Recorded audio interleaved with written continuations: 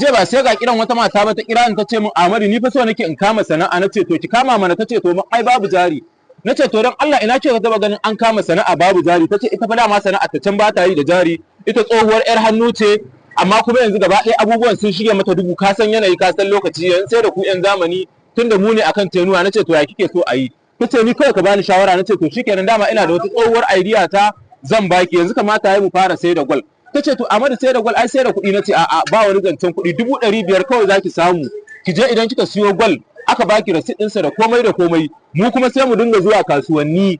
wannan gwal ɗin da kika siyo sai mu dinga ki dinga koma kasuwanni kina zuwa kina saida musu shi babu receipt, idan kika saida babu receipt bayan kwana biyu kawai sai mu samu hayan ɗan sanda ko mu ɗinka kayan ƴan sanda mu sa a wani sai mu je a matsayin na sata ne kika sato, to kin ga daga wannan lokacin mai shagon gwal shi kuma zai tsorata, dama ya siya babu receipt, ya siya ba a bisa ka'ida ba, to daga nan fa sai a bamu kuɗin mu a bamu gwal. Yauwa kin ga ana bamu wannan gwal ɗin kuma yayi belin kansa, mun haɗa kuɗi bibbi a hannun mu, to sai mu zagaya kuma mu ƙara zuwa bayan kwana biyu mu ƙara zuwa mu samu wani garan mu ce mishi to ga gwal ya siya amma babu receipt, muna samun dan son zuciya idan ya siya bayan kwana biyu mu ƙara koma mai da yan sanda a ƙara da'awo mana da gwal ɗin mu kuma yayi belin kansa, kin ga haka ai mun samu sana'a, yanzu nan sai kika kin tara kuɗi faka ku samu order waina ka she mun bidiyo.